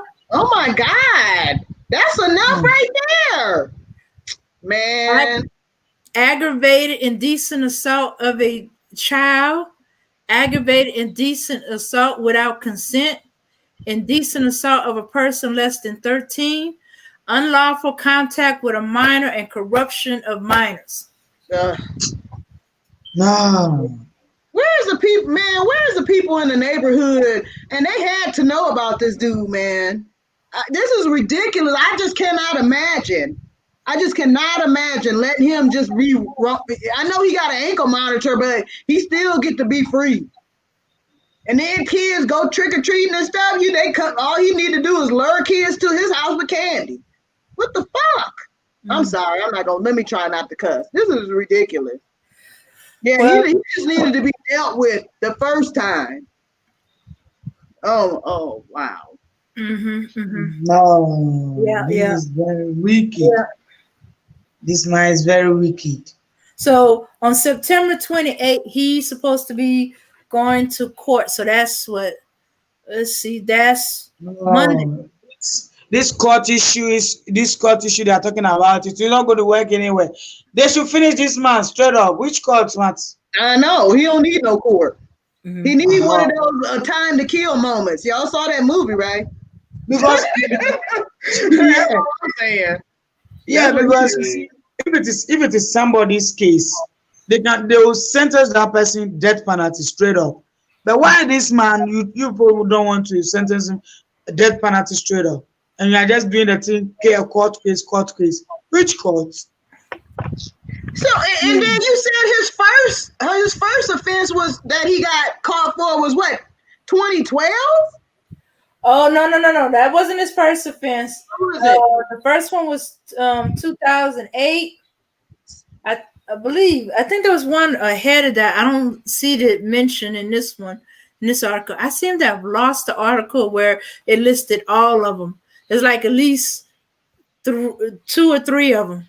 So if his offense that he got caught for or got convicted for was in 2008, he shouldn't be seeing the light of day to at least, or he should have been in it a long time. It's only 2020.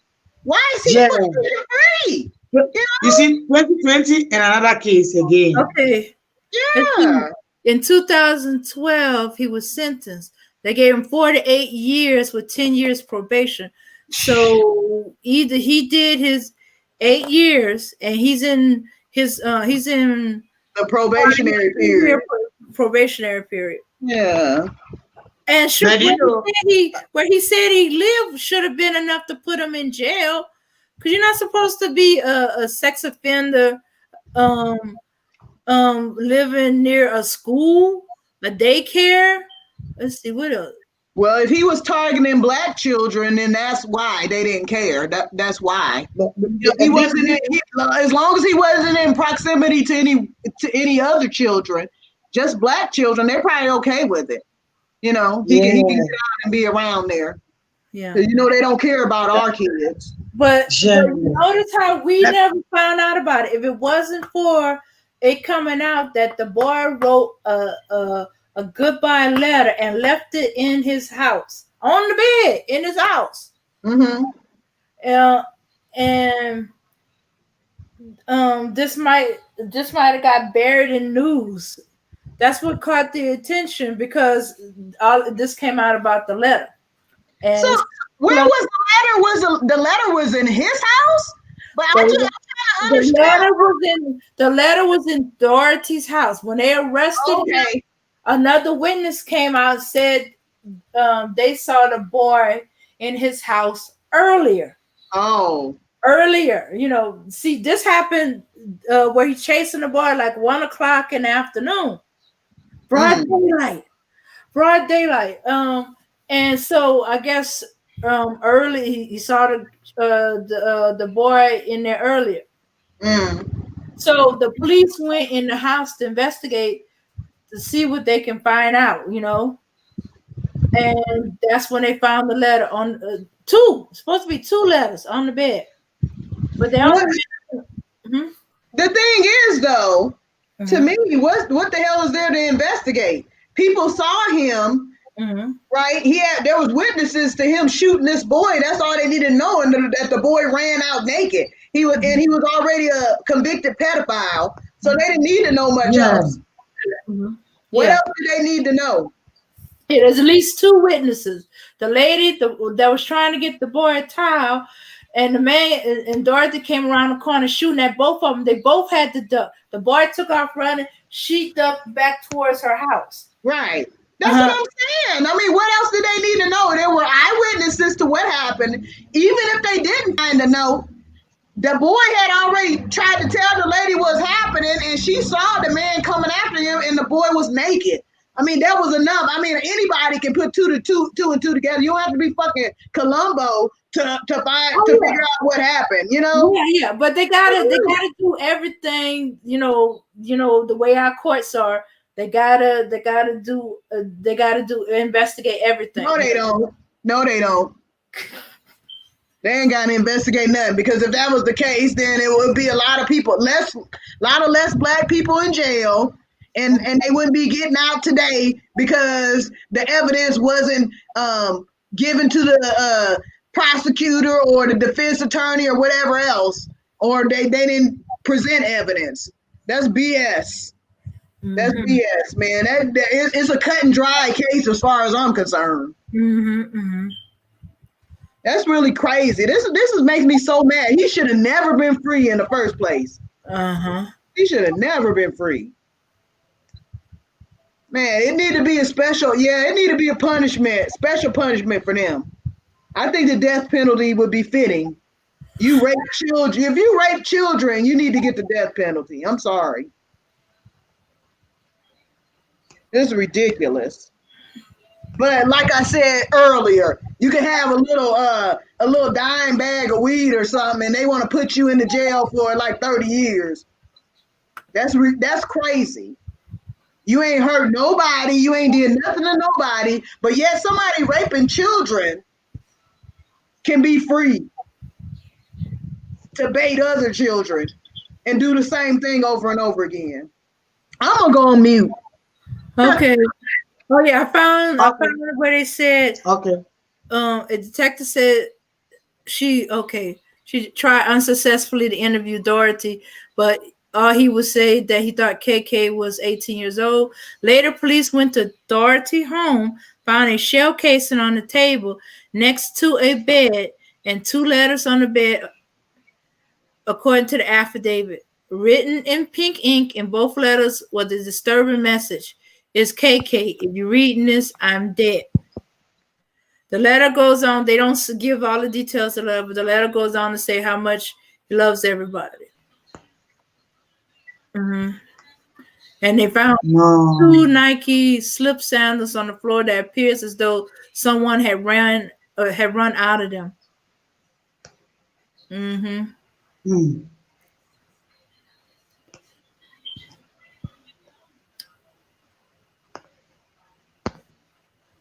Yeah.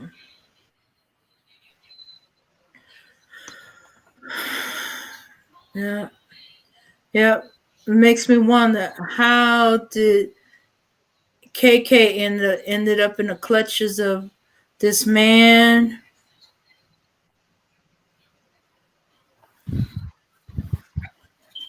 And we better start paying attention to the sex offender notifications in the neighborhood and stuff like that, in the sex offenders registry. Yeah, I'm wondering if he snatched him from somewhere, but he's on house arrest or whatever with the ankle monitor. I wonder if he snatched him somehow, or if that's the thing I would like to know, or if he baited him somehow, he came to the door for some reason.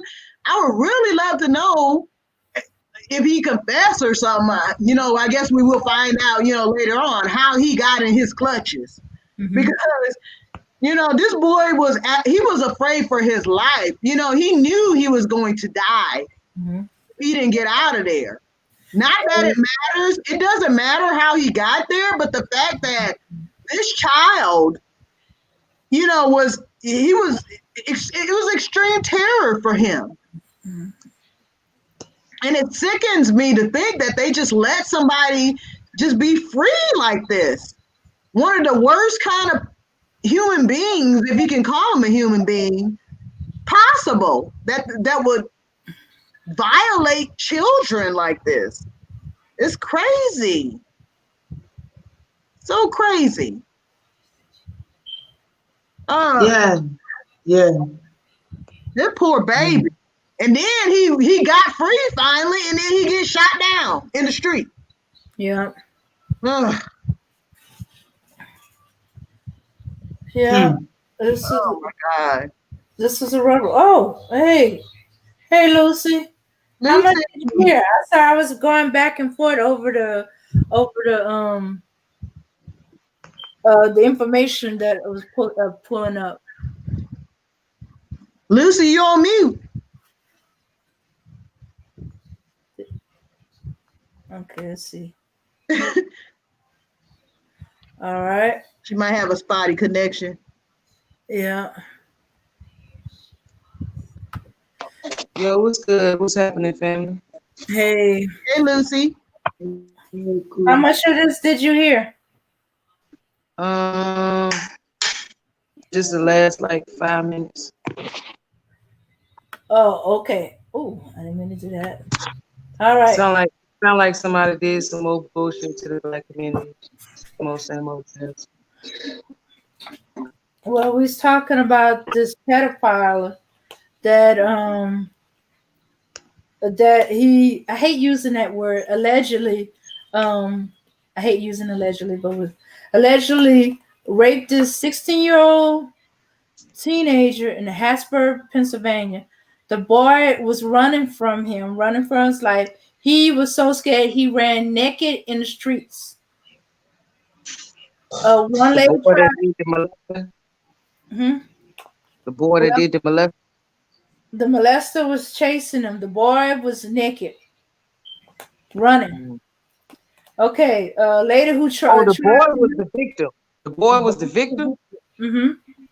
The Oh, man that was chasing him was a 46-year-old man named Orlando Doherty. that don't sound like no pink motherfucker. He's a lifelong sex offender. What color is his face? He don't another- sound like no That's a no. pink. I'm gonna let you judge this one. Let me see which one of them I got his face on. It sound like he might habla español. Nah, he wasn't. He was a nigga. That was a nigga. Oh, he was a ninja. Yeah, he was. That ain't a good look. That's not. Mm-hmm. Good look. So he shot the boy or something? He shot the boy. Damn. Yeah. Yeah, he shot Get the. away from him. Okay. Do you see it? That's him. Yeah. A lady that was the boy ended up at an alley by this lady's house. She went up to him, talked to him, asked him how old he was, said he was 16, he was raped, and she was turning to get the towel when the Doherty man turned a corner, started shooting at them. They had to flee. The boy took off running one way. The woman had to duck towards her house. He's screaming for help.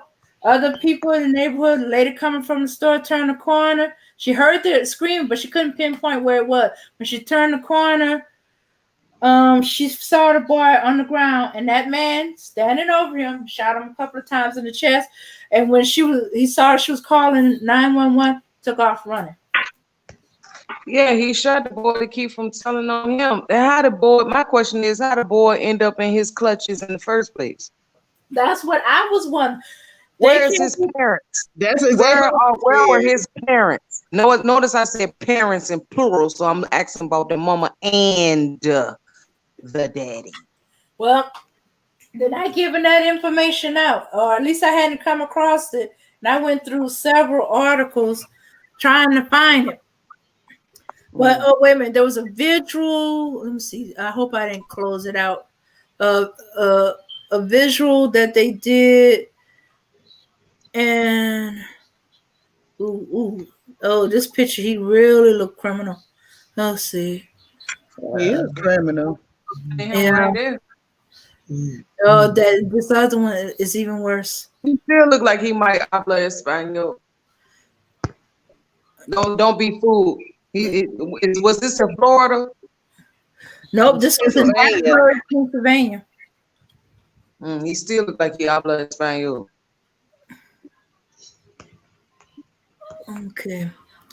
I must. He'll still be a nigga that speaks Spanish. That's all. So that's it. You got the white ones that habla español, and you got the black ones that habla español. So I'm not taking the blackness part away, but okay. Okay. Let's see. This was for his memorial later that day. That's the boy here. And I'm trying to. What his parents said. Where's the boy's parents? How did he end up in that position? I don't know. That's what I asked too. That's what I would like to know. That's what I was trying to find out If he was 21, if he was 25, I would have a different question. With him being 16, how did he end up there? Okay. It sounds like his parents failed him. Both parents. The penis and the vagina that created him, both failed him. That's what it sounds like to me. That's exactly the same question I asked. Word for word almost. I was like, how did he end up in his clutches? That's what I want to know. Exactly, Emmanuel. Afro Hispanic. Yep. Yeah. Oh my goodness. Afro Latino. Afro Latino would be a more proper term. Afro Latino. Mm-hmm. Okay. I hate to say it, but I had to pull his obituary up.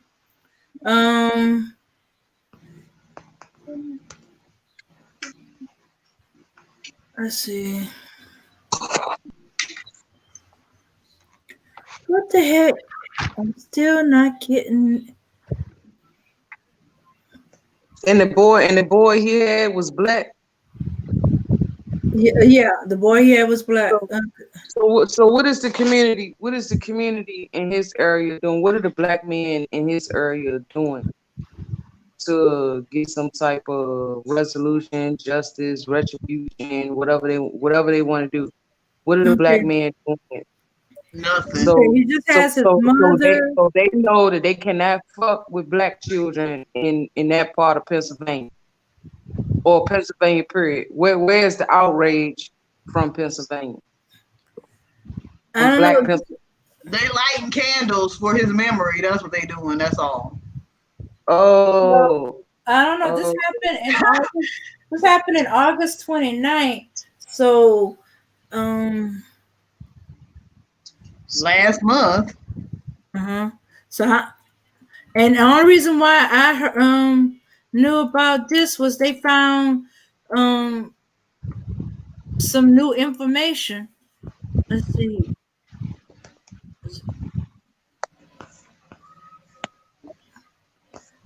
Okay, they did a rally to honor the king. So call for laws to be changed. Is family being like harassed? Like is anybody like questioning dude, mama, his wife, his kids, his sisters, his cousins? I don't think he has any family. Let's see.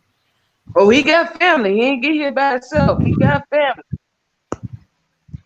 They ain't doing nothing. But the thing is, Lucy, he had all these several different charges before this, where his ass should have been locked up for a good long while, at least. And he is sitting up there with a dang ankle monitor on and still free. Like that ankle monitor gonna keep him from doing what he do. That's the thing that's ridiculous. Yet, so like I was saying, I said several times, yet somebody can have a bag of weed and be in damn jail for 30, 40 years or life.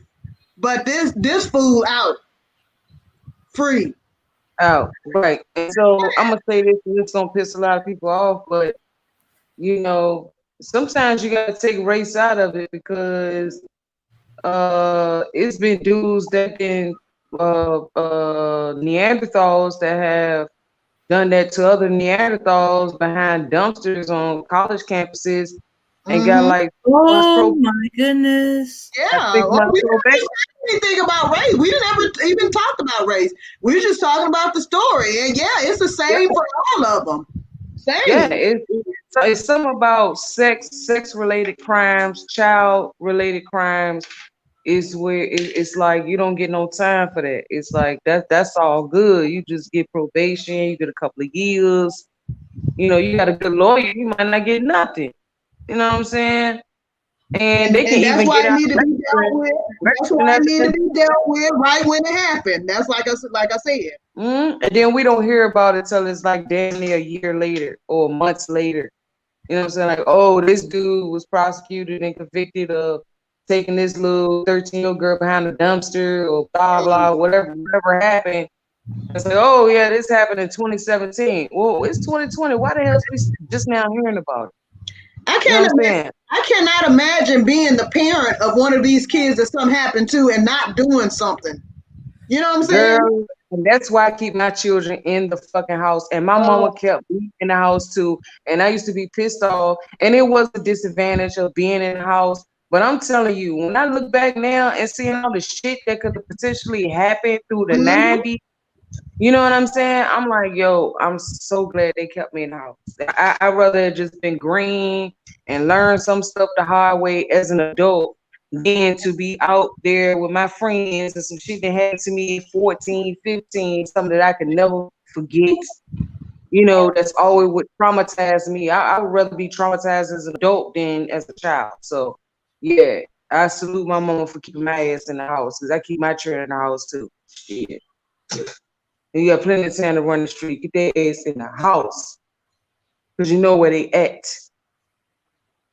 You know what's happening to them. Protect their childhood. Like what happened to protecting our children's childhood at all costs?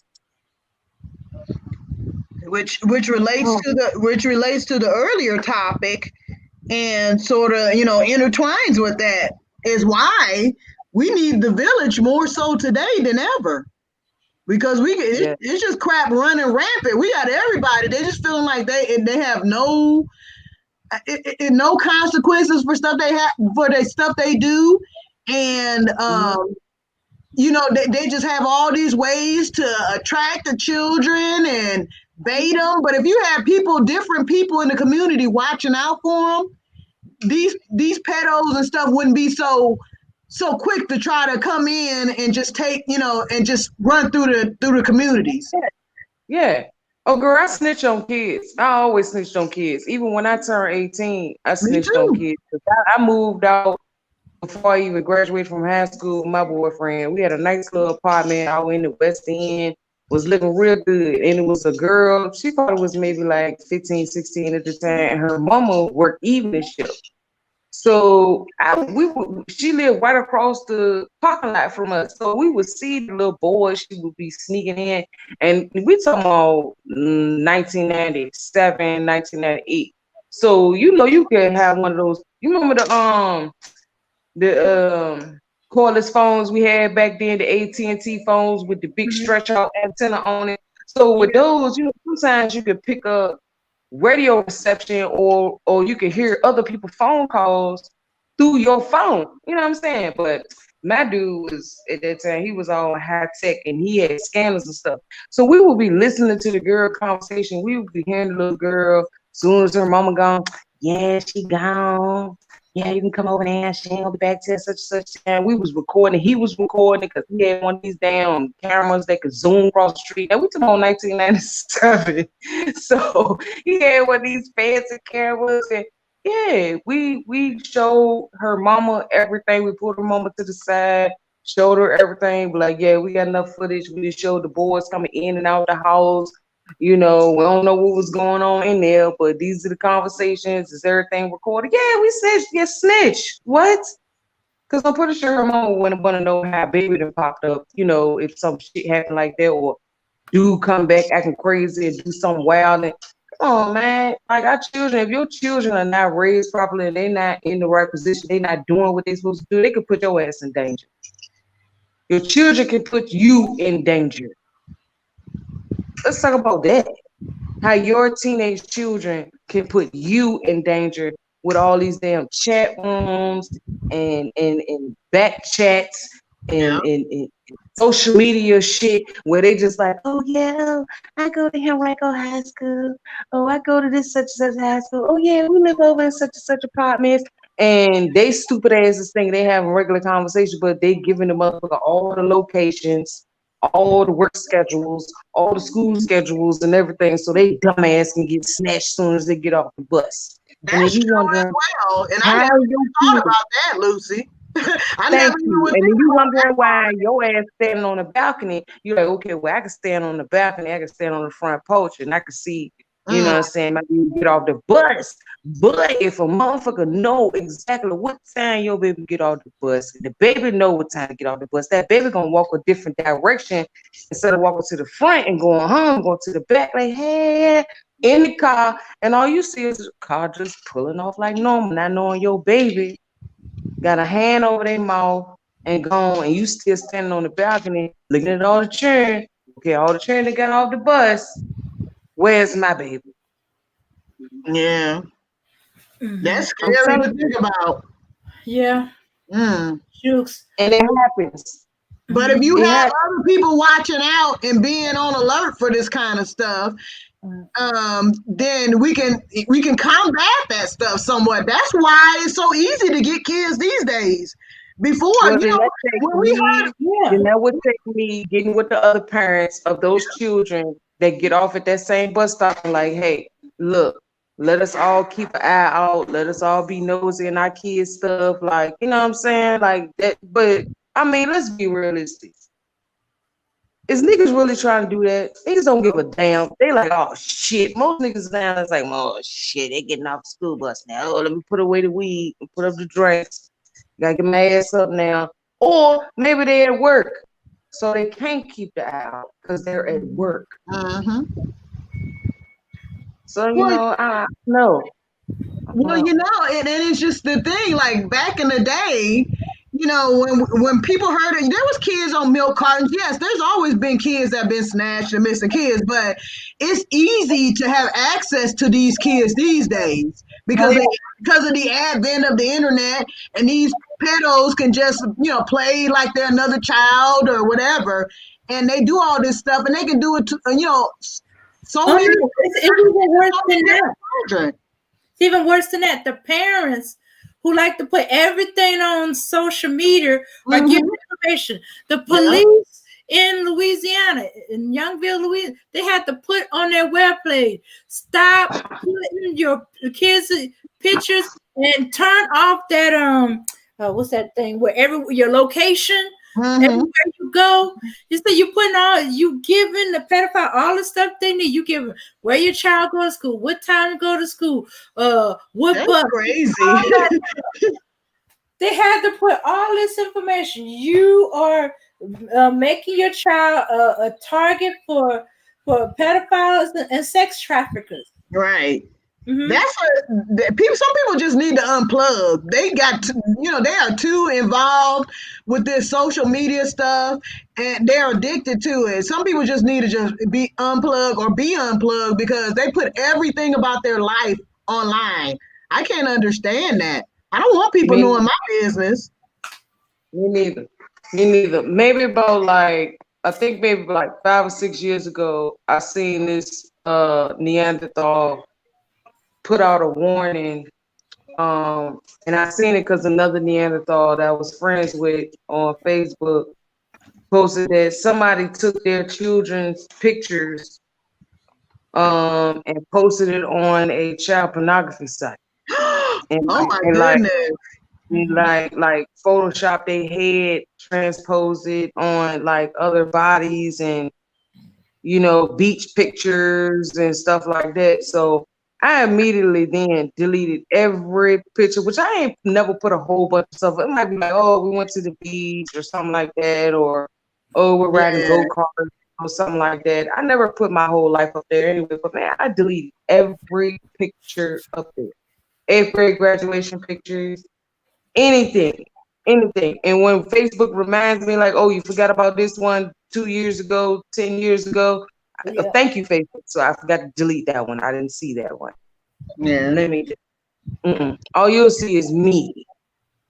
You don't need to see my children. Right. I got a Facebook, but I don't even get on there. I don't remember the last time I ever been on Facebook. It's been a long time, but some people want to put everything about their life up there. Until you said that, you know, about the kids putting the parents at risk, I really never thought about it this way because I always told my daughter that. Yeah, I told her don't be letting people know where you live or whatever. Don't be putting out personal information. But yeah, then not only do they put themselves at risk, but they put the family at risk. You could get some dang psycho coming there and wanting to kill the whole damn family. And you don't. Oh my God! Why they woo woo woo woo boo boo baby boo baby? Oh yeah, for real, man. Let me come see you. Oh, you can't come see me. I live with my mom. Word, you live with your mom. I'm gonna kill your mom so I can get you. Is your dad there too? Oh no, my dad here. It's just me and my brothers. Me and my brother, my mom. Oh, word, for real? Well, shoot, I'll come over there like when you get off school or something. No, she'll be here at that time because she work night shift, so she'll be here during the day. Word, she Yeah. Word, she worked night shift. Oh, okay. So, I mean, you must get lonely at night, huh? Being there all by yourself with your buzz, with your cute self, huh? That sound creepy, Lucy. Lucy, cut that out. That sound creepy as hell. You know how to say how to go with them dumbass teenagers, dumbass fuck teenagers. Bitch, you just told this nigga So everything. everything. With them two young ass brothers, you know what I'm saying? Ain't oh my god, And then man. you might attract the one that do like you, would like your brothers. Yeah. Think about that. Thank you. Word, you got like all of y'all. Shit. How old is they? Oh, they 12. Oh, word? What they look like? Oh, light skin, what brown skin? Oh my gosh. What skinny, what fat? Oh, for real? Tell me about the fat one. Like he be working out. Like what y'all be doing? Like, come on, man. I'm telling you, man, because the teenagers is dumb. They just want to talk to somebody. They just want to be grown so bad. They want to be grown so bad. Because I'm telling you, man, if I had the technology they had back in 1995, Jesus, man, yeah.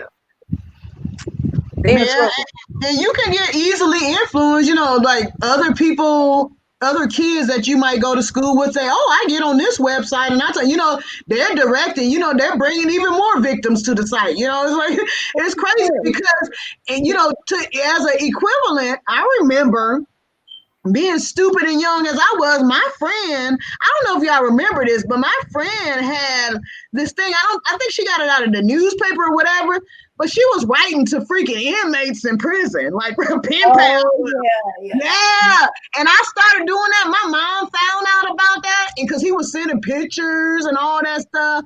And you know, me being a teenager, being young, I wasn't thinking about that. And then, my mom found out about, she was mad. She, whoa. I had to move her, but she was like, "You letting people know where we live," and you know, me being young, I wasn't thinking about nothing like that, and my friend wasn't either. And she was like, "He can get out and come here," and I didn't even think, I didn't even think of that. These kids' minds not developed; they don't be thinking about that kind of thing, and they don't realize the implications of their actions, and so we have to have a constant, you have to be vigilant. You have to be on guard because you can't hold them responsible for being children. You know, that you just got to be there, be present. Yeah. Yeah, but if you ain't present, realistically, if you're not present, then that's where your children become vulnerable. When grandmama is raising them or looking after them while you work, while you going to school. And there ain't no daddy around.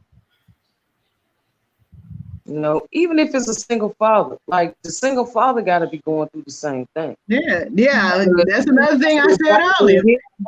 It got to be his mom or either his daddy that is looking after them, which would still be the grandparent because you still got to work. Right. You still got to work, man. So it doesn't matter. That's a cop out right there. You know what I'm saying? It doesn't matter. So that's true. Access to these things, and they're able to use these. Because I'm telling you, like even the little games that they play, like the little Farm Heroes. I don't know what the hell they play now. Candy Crush, when they was playing that shit, those things have chats in them. They have chats. You can chat with people. Even my son to my phone, he got a girlfriend. I see what a girlfriend have. Your ass been in the house since way before COVID because you homeschool. So what you got a girlfriend? Like, where'd she come from? Yeah, are you sure she's a girl? Right? An old 50-year-old white man. Someone on the PlayStation. Someone on the PlayStation. I said on the play. You met her on the PlayStation online. I said playing what game? Grab that photo. I said, you sure you ain't talking to a nigga? Okay, exactly. You talking to a man? some grown ass man that's pretending to be a little girl. I'm like, bruh, I don't know how many little girls your age play Grand Theft Auto. Yeah, that's more likely what it was, a man, a grown man. I asked him the video chat. Since you didn't already gave out the number, and I'm gonna slap you later. I'll slap you later. You lucky? I'm across the water and I can't slap it right now. Matter of fact, I'm gonna have my mama slap you. Good with the palm. Slap it. Cause why is you giving out the number? Oh, that's my friend. How is this your friend? Have you seen this person in front of your face? Like how do you know? I'm telling y'all, this internet thing, man. See, that's why I like Africa, because I can really control the internet. Because once the gigs went out, if I don't put no more on there, you ain't getting none. It ain't unlimited. It ain't unlimited. Okay? Once you get your allotted gigs and they gone, you finished for the month. So if you run it out in the first 3 days of the month, bruh, I'm gonna be on my phone, but you ain't gonna be on yours. Okay? Right. Well, Dame, I would really like to know if you get any updates on this story, because I'm just like Lucy. I'm really interested in how this man got this boy in his clutches in the first place. If it was some kind of online thing, like we're talking about, some scenario like that, or if it's just he snatched him somehow or whatever. But that would really be interesting to know. So if you see any more about that or whatever, let us know so we can get an update. But I'm gonna get off here, y'all. I thought I saw a thing where he had a pregnant girlfriend, not the boy, the man, but the newspaper want me to join, so I couldn't get to read it. All I could read was the little clip when you do the Google stuff like that, and that it's not her fault that the woman's mom told her it's not her fault. That the man is a pedo. A pedo. Yeah. So he has a pregnant girlfriend too? Or is an ex-girlfriend? Yeah, let's see. I think it said ex-girlfriend. I wouldn't even want nobody to know that information, man. You know how much I'll bury that information? You know some of them newspaper, they do some digging. Anybody who knows will have to go. I'm sorry. Anybody who knows. Don't come to my door asking for a story. You'll turn up missing. Ain't nobody gonna know about that. You just took the words right out of my mouth. You took the words right out of my mouth. I was getting ready to say it just as eloquent. Like, look, if we live in a society how we should be living amongst ourselves, when some shit like that happens, you do an investigation. Once the investigation is concluded, still somebody is going to sleep. Okay, like somebody going to sleep. Whoever the child said it is, that they're going to sleep. Going to sleep. So you don't play with stuff like that. We don't. Yeah, like I said, when people find out that's the kind of person he is, that shit need to be dealt with immediately, right then and there. People like to have that no snitch rule and stuff. He can be a victim of that. That's all I'm saying. Anyway, I'm about to get off here. I appreciate you having me on, Dame, on your show. All right.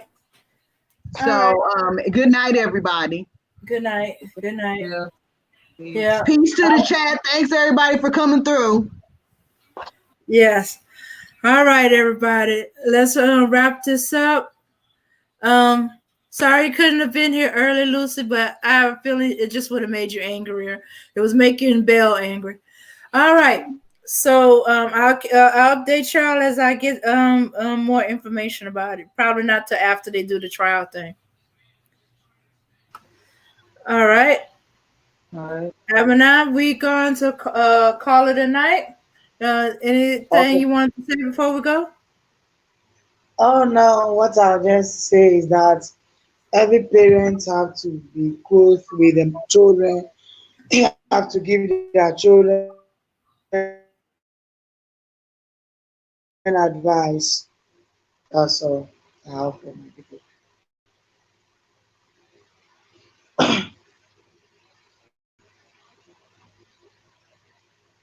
All right. Good night, everybody. We'll see you next week. Let's head on out.